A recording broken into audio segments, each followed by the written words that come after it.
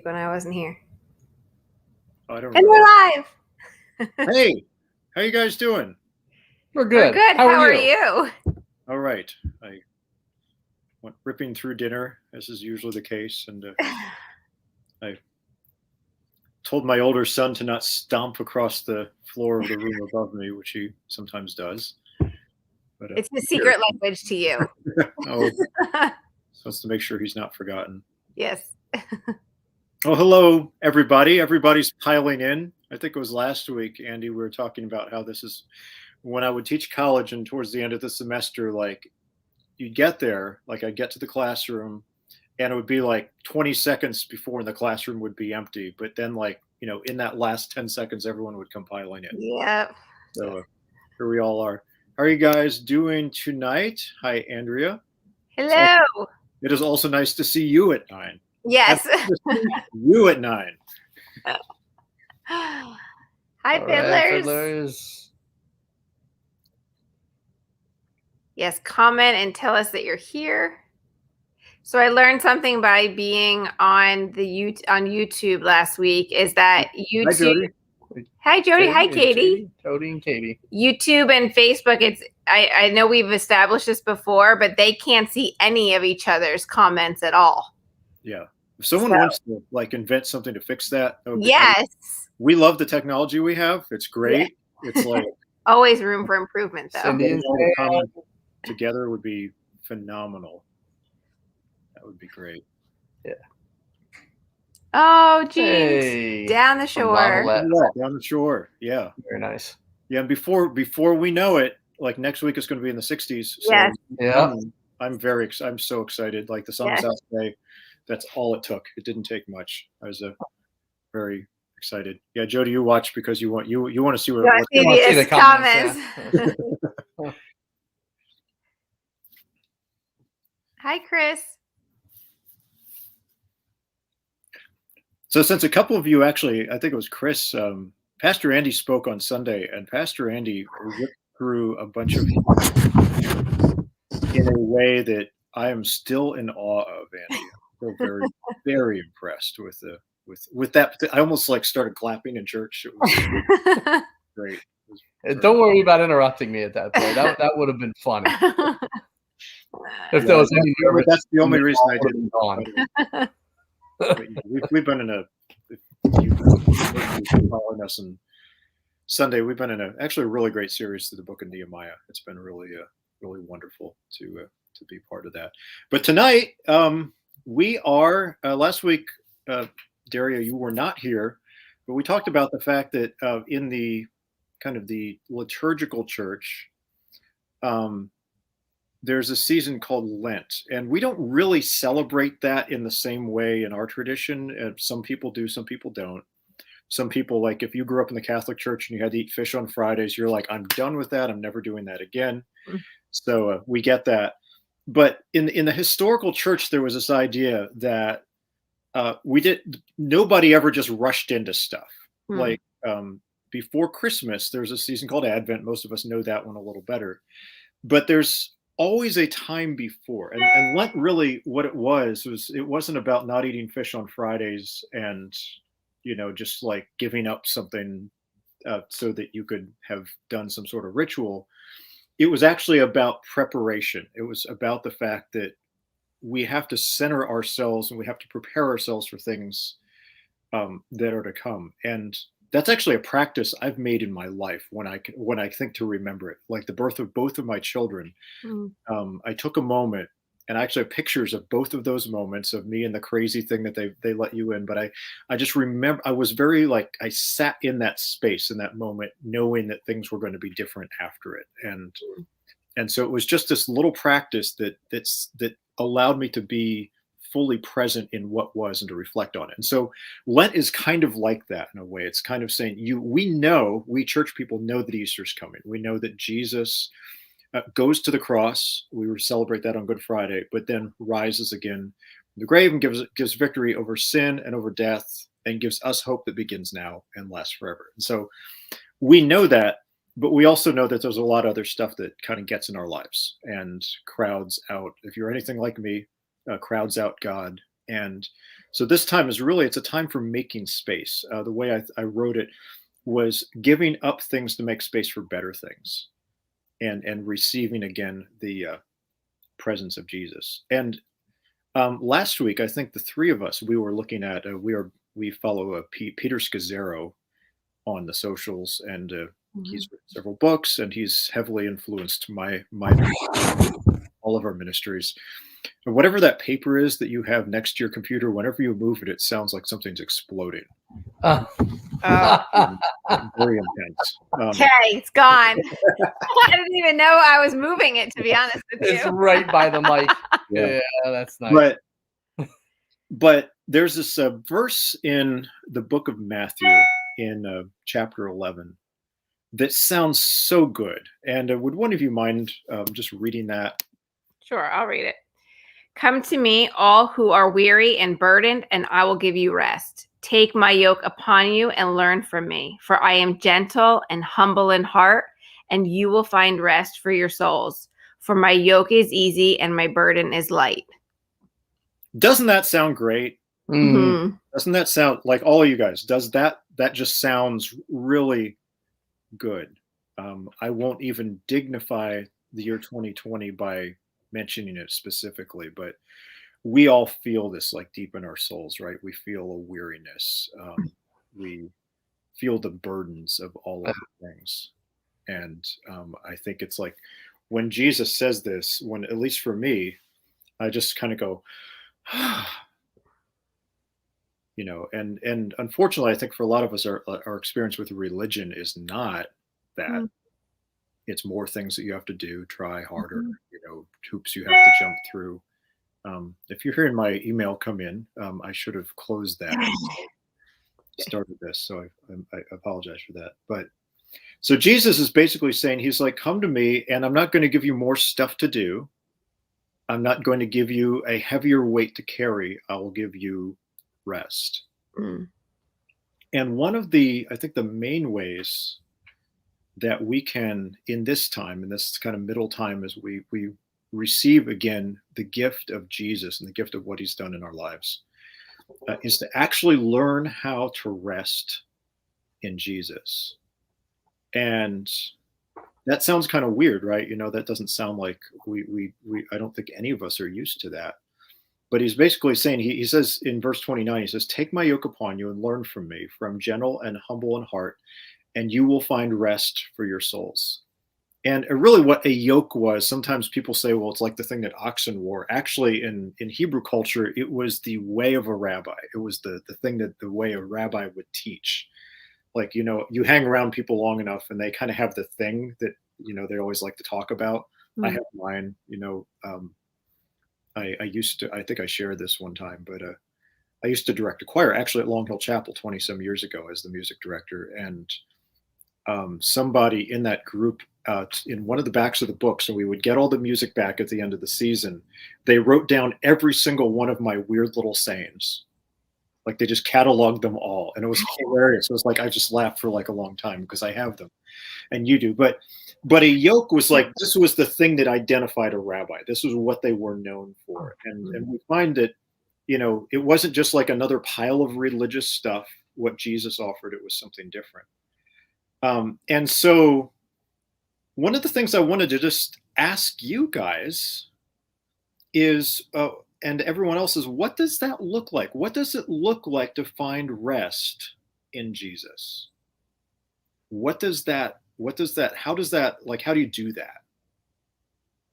Like Andy, Dario, like for you, what kind of comes to mind when you think of that? That's a huge question. It's,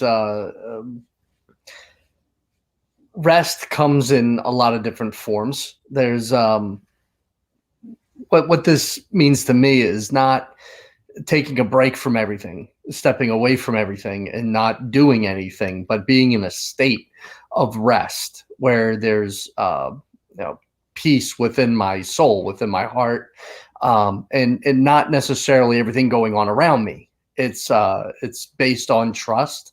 It's based on a proven trust in a relationship with Jesus, and that's the only way that can come, is by completely and totally, like Terry said, surrender, completely surrendering to him and allowing him to lead.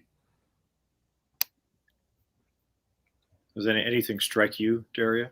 Yeah, for me, resting in Jesus really means trusting Jesus. And so for me, it can be not necessarily like a being still or a being by myself kind of thing. Because I think when I think of rest in Jesus, like, oh, I'm, still and quiet and by myself. It's not really like that. I think for me, resting in Jesus is more of a posture of trusting him and resting in what I know is true and really sitting in that, but walking in it too every single day. And I would imagine for you, and you can tell me if this is not the case, but that actually resting means making the decision to center yourself on certain things and not on others. Yes. And our friend Peter Scazzaro, who we mentioned, he actually has a different word that he used. And he calls this relaxing in Jesus. And, I'll just say, like, for the type A person that I've probably proven myself to be by this point, this rubs me the wrong way. Right. Like when I read that word, I'm like, that doesn't seem right. And that probably tells right. When it does. Relaxing is sitting on a beach. Yeah, I do not relax. Like, ask my wife. You don't relax well. I don't do it. And see, I look at that and I'm like, oh, it sounds so wonderful right about now. Yeah. But think about what is relaxing though. What is it when you do that? And that's what I've been thinking about with that word. It's when you're not striving, right? It's when you're not trying to accomplish something. Yeah. When you're not trying to prove something, or you're not trying to conquer something, or overcome something, or fight something, or it kind of goes on and on. And if I'm honest with myself, moment of transparency, it's like that's my whole life. That's my default, is that I'm not some people are like they run away from stuff, other people fight stuff. I am totally like, that's my wiring, is to go take the hill and all that, and to actually let go of that and let God be God. Oh, look, here's Tim Daniels, who knows me very well. We know that. He's just going to come out. And for those of you who don't know, Tim is one of my dearest friends, and we actually planted a church that Tim is now the lead pastor at, Newbridge Church over in Morristown, together. And so Tim knows all the things. But it was just interesting when I saw that word, it struck me. But what Pete did is he actually went through 10 different ways that looks like, 10 different ways that we rest, or in his words, we relax in Jesus. And so what we're going to do tonight and next week is we're going to kind of take half one week and half the other, and just kind of talk through them a little bit, because I think they're really, really phenomenal. Thank you for that, Tim. I love it. And by the way, I don't want to miss Katie's comment here. Remembering Bible verses of God's promises as we go through the day. That's like one of the best things ever, because we do not remember the truth about God without practicing it. Yeah. Without rehearsing it. And there's different ways to do that, but that's a phenomenal way to ground yourself in what is true, rather than all the other things around us that may or may not be. So we have these 5. There's 10 things. We're going to kind of go through them, and Andy and Daria and anyone else, I just kind of love your response to them. I'm not even really going to attempt to explain them super well, because I didn't write them. But the first thing that Pete says, a way that we know we're relaxing in Jesus. This is how you're actually doing this, how you're finding rest in Jesus, is that you enjoy communion with Jesus even in the midst of disappointments and storms. And by the way, communion here is not like the thing we do in church. It's like when you're actually in relationship, you're in connection, you're in dialogue with Jesus. What does Andy, Daria, how does that strike you? What does that look like? Are you good at it? Yeah, it's a practice, that's for sure. It is a practice. It's something I don't know anyone who's actually quote unquote arrived with with this kind of discipline when the storms of life it's some people, when big storms come, that's when they really press in, lean into Jesus, and for some it's the best time of their life because of that. But I'm thinking more like, all right, we've been in this thing for a year now. The communion with Jesus in the midst of the disappointments and storms, and it's the aggravating things to me that are prolonged. Those are the things that I struggle with enjoying communion with Jesus the most, like this year, where it just doesn't seem to want to end. But I like what Andrea Rizzo said there. Increased faith. That's something it's cyclical. So having that, it increases your faith, leaning into Jesus. But because you're leaning into Jesus, it increases your faith.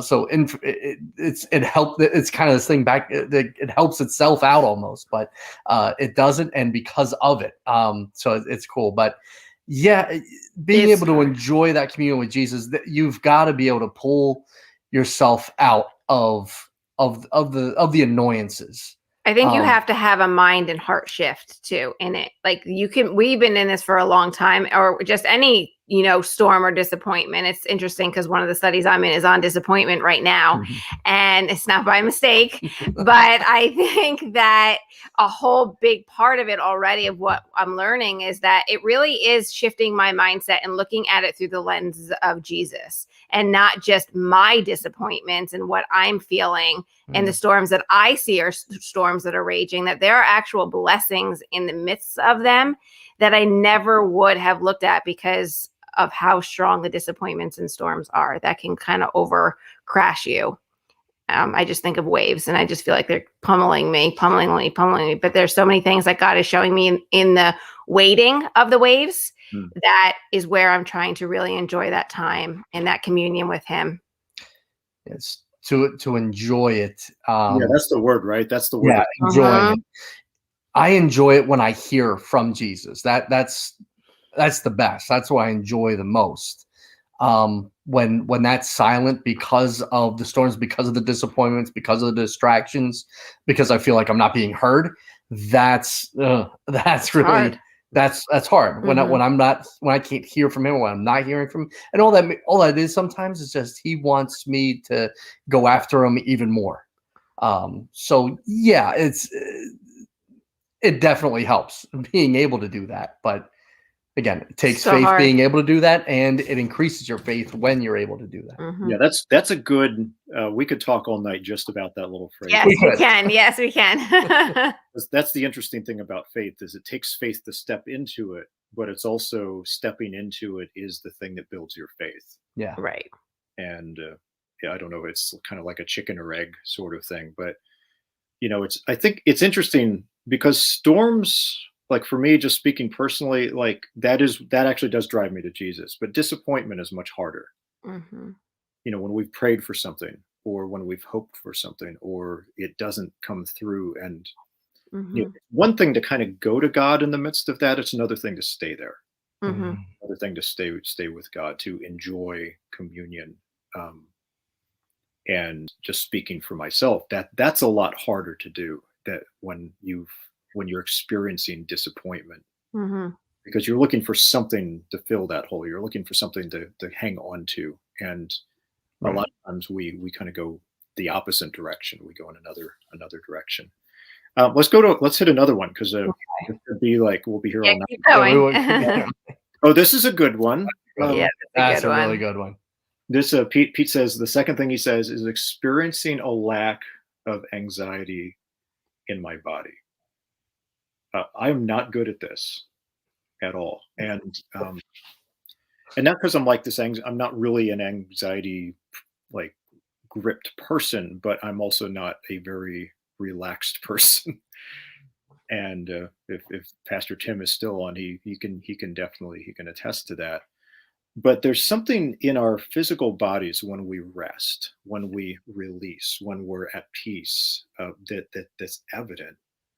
And I think it's interesting that, and I can speak to this again, because it's one of the things I deal with somewhat is this is an area, this is like a lordship issue for Michael.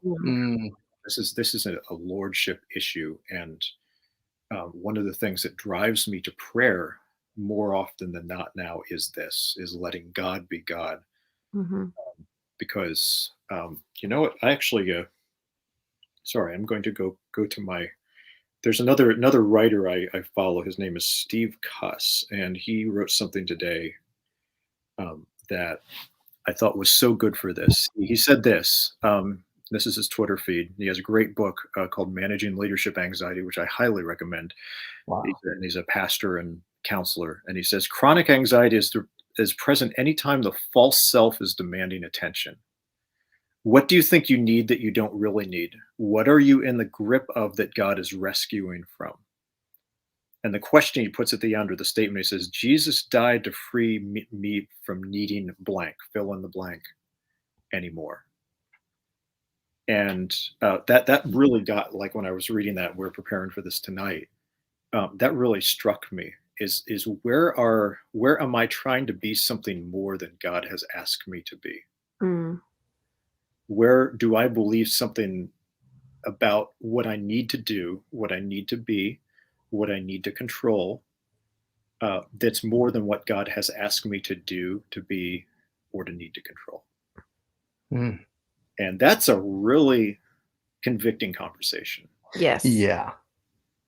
And it's like, I find myself now, this is going to sound weird, like for some of you may be in the same boat as I do. I find myself repenting from a lot of things now. Mm.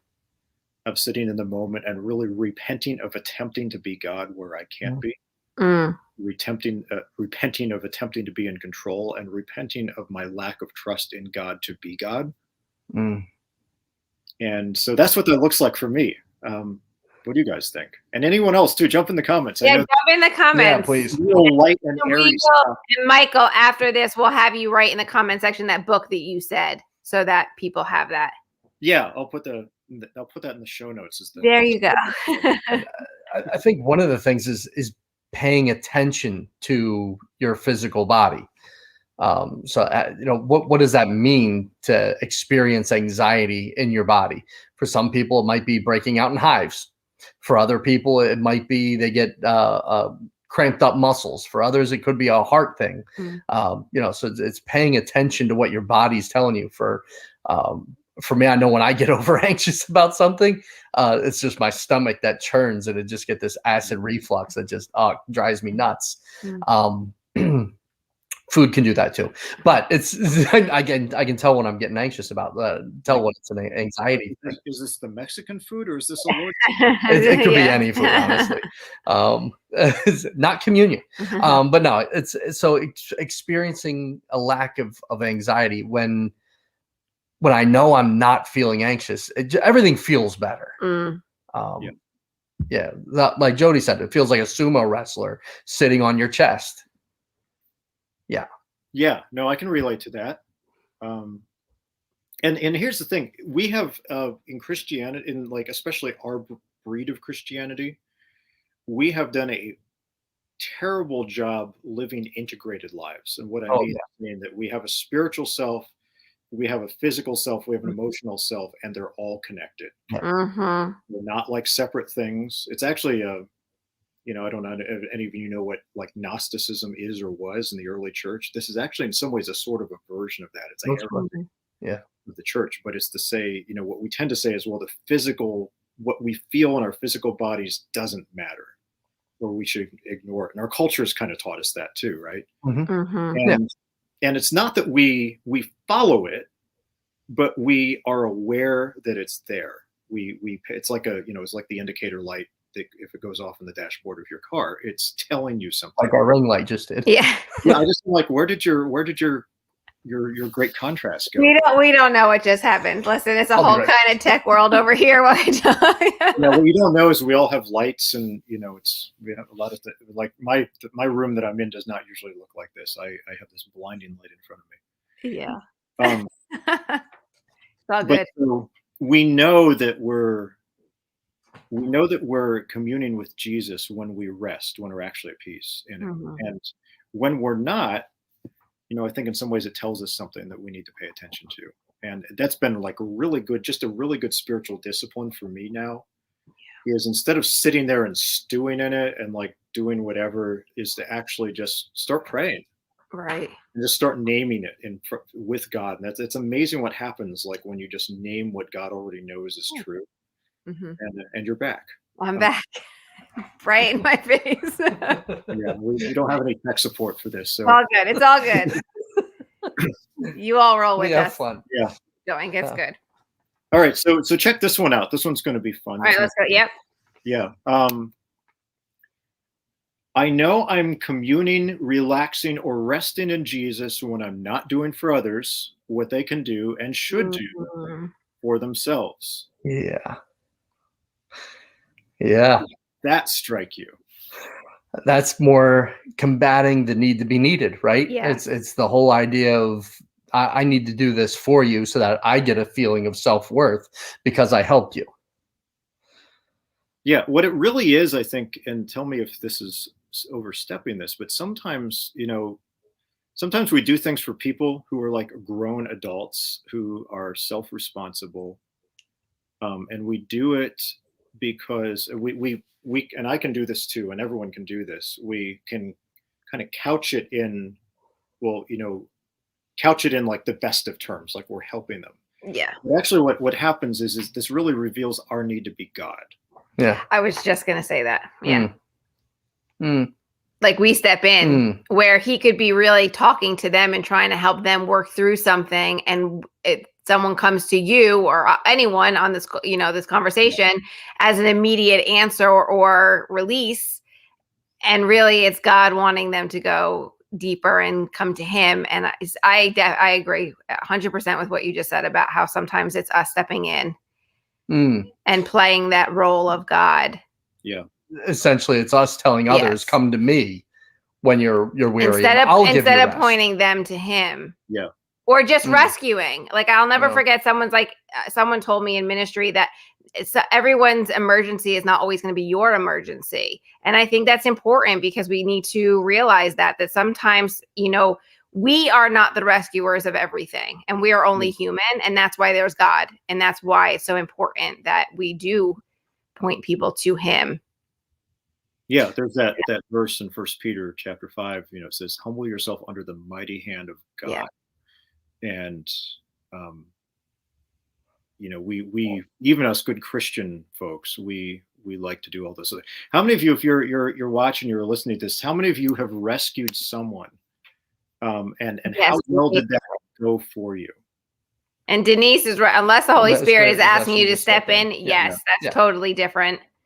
Yeah, and I want to sharpen that a little bit. Yeah. Because what happens a lot of times is the voice that represents God to us speaks to us, whether or not it is actually God or not. Right. And that's where we need discernment like nobody's business. Yes. Because, I think one of the most challenging things for me in ministry is I hate to see people go through pain. Mm-hmm. I do. I absolutely hate it. And that's why we care about people is that. But it's easy to short circuit how God is using that sometimes to draw people not to us, but to him. And it's a hard distinction, right? It's you don't want to be not caring, but there's a point at which people need to own the work that God is doing in them. Yeah. And he calls, and I think maybe the distinction for that is he calls us into that as his hands and feet, certainly. Tim, this is a great statement. That's exactly Sometimes we rob people of learning the life lesson that God is trying to teach them by helping this. This especially happens as ministry leaders. I could tell you many stories where I saved someone from the pain that they were about to experience only so they could get to do it again. Yes. And that's been, that's been a learning lesson for me, but it's because in a way, whether I would do it with the best of intentions, but in a way, it's harder to trust God to be God than to step in and try to be God. Oh yeah.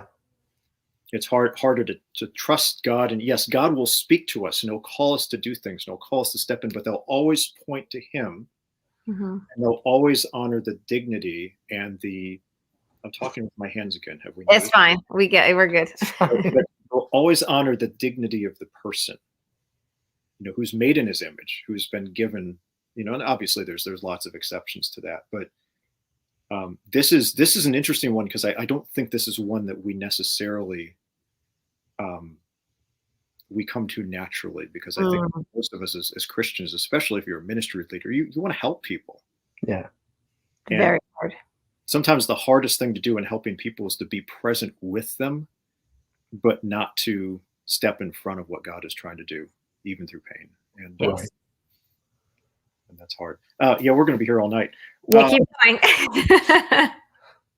Yeah, this is kind of related to one of the other ones we talked about. His fourth one is maintaining my rhythms of being with Jesus in seasons of great pressure. Yeah. And I think it was I think Katie was talking about this earlier. Where's the comment at? God's promises. Yeah, basically kind of remembering God's promises and practicing those things. There's actually, all of us have a little bit different version of this, I think, but is there's actually a rhythm to being with Jesus, meaning there's a practice, or there's a discipline to how we do it. And when we get into times of pressure, when our schedules are overbooked, when the stress level is high, when whatever, those oftentimes are the first things that go they go away. And the people I really respect are the ones who have made that their first priority, not their kind of their last priority, if that makes sense. How's that look for you guys? Like, you guys have been through seasons of great pressure. Yeah. I think it's really hard for me at least, the maintaining the rhythm of being with him. If I don't do it, and I don't do it naturally, to be honest, when there's seasons of great pressure, but he will do things to get my attention. And if I am not listening, he will do them greater. And a lot of times it comes in the form of health. So I have eyes wide open. But I notice that it does come in a form of exhaustion that I just can't keep going. Yeah. And he's like, are you finally going to rest? Like, what are you waiting for? And I know I could hear his voice audibly in seasons where it was insane, great pressure. And I wasn't listening until he got a hold of me in a mighty way. So for me, it's very hard in those hard seasons. Obviously, it's much easier when it's not crazy seasons. But once I'm in the crazy season and I hear it from him, I will stop everything like no one's business to spend the time with him, because I just feel that strong pull from him. Yeah, but it's not natural. It's not a natural rhythm at first. For me, like the indicate, like the warning light is how I respond to people. Yes. I immediately, when I've kind of exceeded my boundaries, when I start, even if it doesn't get to the surface, like, how we're staying inside, may not hopefully make it past the filter, but that's kind of been a key thing for me. Yeah. And the last one is, and this is really good, is that people who are in deep communion with Jesus, they're relaxing in Jesus, they found rest in Jesus, are less and less triggered when things go awry. Mm-hmm. Like when the world doesn't go the way you expected, the whatever the issue is, it doesn't go the way you expected, you're less reactive. Bruce is saying, kind of in the reference to the previous one, or Karen, one of you two, sometimes we have to hang on to a smaller number of the things that make up that rhythm in order not to lose all of them. Yeah, I think that's like a really important point. Is that it's not about quantity as much as it is about regularity. Meaning, you keep doing something on some basis. Maybe you're not getting up at 5 a.m. to pray for 3 hours, 6 days a week. And hopefully, if any of you do that, you're amazingly spiritual. But you keep praying, you keep doing it. You say, I'm going to take 10 minutes or 15 minutes, or I'm going to take some time aside. Maybe I can't in every season practice a 24-hour Sabbath, but I can take an afternoon, or I can take, I can just do something that's consistent. And I think consistency is really huge, important. But this last one, this is one where I think the church has not done itself a lot of favors, because we show that we actually get triggered by many of the same things the world does. Fear, Right. when Yeah. we seem like we're out of control, when we're not getting our way, when the chips don't seem like they're in our favor. Right. And Pete's saying, and I think is absolutely true, is when we found our rest in Jesus, we don't need to find our rest in those other things. Mm. And so when they don't go according to plan, we're less and less triggered. And because I want to try to keep it sort of timely tonight, as we kind of go through these, and we've been through these 5, and we'll hit the other ones next week. The question I guess I would want to leave all of you with is, as you think about anything that we've said tonight, where do you need to take off the yoke of the world? Where do you need to take off the way that you've learned from the people around you, or you've learned from your circumstances, or you've learned from some self-protective means that we all have, and put the yoke of Jesus back on? Which one is it for you? And so we can be transparent, like, Andy and Dario, if you had to say, what's a thing that, as I go into these next few weeks that I could really work on, what would that be for you guys? You go first. Where do I need to take off the yoke of the world and put on the yoke of Jesus? You can pick 1 through 5. We have 5. You need a list. Yeah, let me see which one of those was that. I think it's the number 1, enjoying communion with Jesus even in the midst of the disappointments and storms. It's maintaining the same rhythms, and enjoying the time, even though I'm not getting from it what I used to get from it. Just to pursue him more, to chase after him harder. That's still a struggle, is enjoying. It's that word, enjoying communion with Jesus. It's not about having it, it's about enjoying it. So that one's probably the one. But knowing that as I walk in step with the Good Shepherd, it's going to lead me to green pastures and still waters, even if that doesn't mean physically all the stuff that's going on around me in the midst of disappointments and storms, but something that'll satisfy my soul. Yeah, that's good.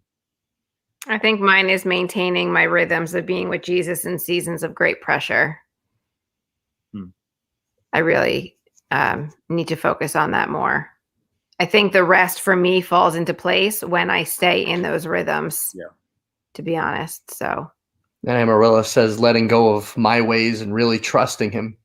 Yeah. Yeah, and that's really the root of this, right? A lot of different ways. Surrendering in so many ways. For me, it's really that second one, letting go of anxiety in my physical body. And what that really is me saying, I need to be God, and God can't be trusted to be God. Right. Yeah, Bruce saying, if I don't fight off some particular evil, that the culture will crash and it'll be my fault. Thanks for being so honest. Yeah. That's a powerful statement. And I think one of the things for all of us, and maybe you'll do it in the comments, maybe you won't, but if you name this thing and then you just bring it before God, say, God, here's my thing. Here's the thing that I struggle with that keeps me from rest in you. God meets you in that moment. There's something about actually just naming it for what it is, calling it out, describing it, giving voice to it. Yeah. And I found that's a great practice to do. It's confessing, it's agreeing with God. And then, because the truth is out, God can do what he does in the midst of that. It's good. It is really good. Thank you, Michael. And Jody says anxiety for sure. Yeah. I'm with you. That's why you need that book, Jody. And Denise saying control. Yeah, control's a big one too. Yeah. Well, and as you pray for these things, guys, you don't need to solve them. No.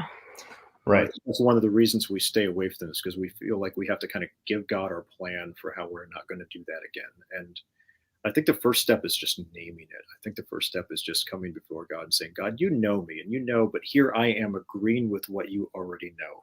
Right. That this is the thing that I struggle with. And I'm not trying to fix it because now I'm God again, but as an act of worship, I'm laying it down before you. And I'm taking off my yoke. I'm taking off the yoke of the world. I'm taking off the yoke of how I've done this, and I'm receiving your way. I'm taking your way onto my shoulders, knowing that it's easy and it's not burdensome, and I'll find rest for my soul. There you go. Andy, would you pray for us, bud? Absolutely. Get out of here. Yeah. Oh, Heavenly Father, thank you that you invite us to your rest, to relax. Relax in you, relax in your spirit, relax in the work that Jesus has already done and the work that only he can do.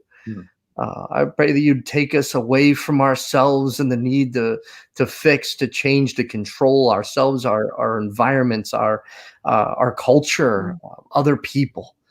And would you please put our focus, our attention, our desire back on you? And that as we do so, would you please let us experience in a whole new way a deeper sense of who you are and what it means to rest and to relax in your spirit and in your presence. It's in Jesus' name we pray. Amen. Amen. And as we are always in the habit of saying, if there's any way we can pray for you, any way we can serve you, any questions we can answer, anything we can do, we're humbled. And I mean that. We're humbled to be able to be with you. We're thankful for you. We believe that God is at work in each of your lives. Yes. He always is. Like the song that we sing says, even when you can't see it, even when you can't feel it, he's always working. So anything we can do, lhcnj.net/connect. That's our virtual Connect card. You can fill out any level of information you're comfortable with. And we're thankful for you, and we'll be praying for you. And hopefully you'll join us next week for part 2 of this. And until then, have a great week, and we'll see you then. God bless everyone. Bye.